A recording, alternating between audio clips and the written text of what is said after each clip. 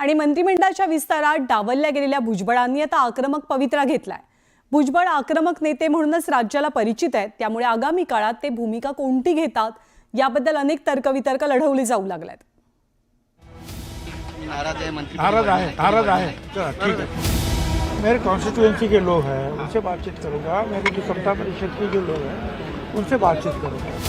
रंगे पाटलांना तुम्ही अंगावरती घेतलं संपूर्ण अशा परिस्थितीमध्ये, परंतु तुम्हाला मंत्रिपदापासून हुलकावणी दिलेली आहे। त्याचं बक्षीस मिळालं ना।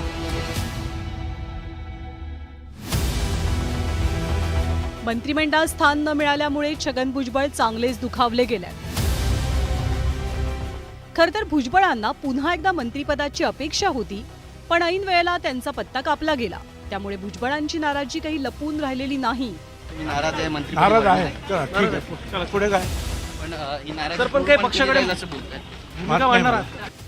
भुजबळांना डावलण्यामागे विविध कारणं सांगितली जात आहेत। गेली 2.5 वर्ष भुजबळ आणि मराठा आरक्षण आंदोलक मनोज जरांगे पाटलांमध्ये कमालीचा संघर्ष पाहायला मिळालेला। छगन भुजबळ यांना वगळण्यामागे जातीय राजकारण आहे। दुर्दैव आमचं की ओबीसीचं दुर्दैव म्हणावं की ओबीसीला कुठेही स्थान या मंत्रिमंडळामध्ये ओबीसी नेत्याला नाही, जो ओबीसीच्या हक्काची लढाई लढतो अशा नेत्याला इथे स्थान मिळालं नाही।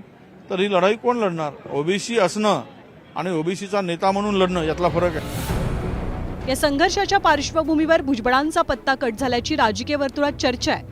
भुजबळांना मंत्री केल्यास मराठा समाज नाराज होईल असंही बोललं गेलं, पण याबद्दल भुजबळांनी संताप व्यक्त केलाय।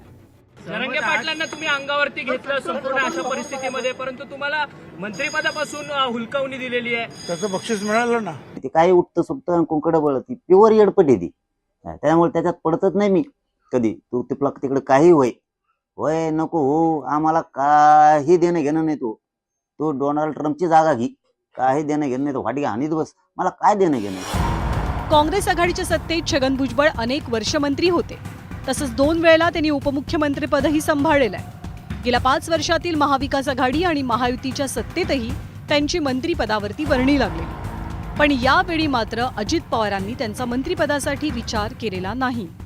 आगे का क्या कदम होगा सर? चला, मुझे पता नहीं है। मैं मेरे जो लोग हैं उनसे बात करूंगा। क्या जो हमारे मेरे कॉन्स्टिट्यूएंसी के लोग हैं उनसे बातचीत करूंगा। मेरी जो समता परिषद के जो लोग हैं उनसे बातचीत करूंगा।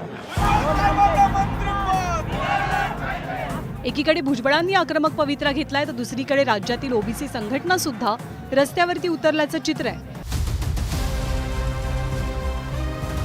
छगन भुजबळ आक्रमक नेते म्हणून ओळखले जातात। आपल्या स्वभावाप्रमाणे भुजबळांनी प्रतिक्रिया दिली आहे, त्यामुळे ते आगामी काळात कोणती भूमिका घेणार याकडे सर्वांचं लक्ष लागून राहिलंय।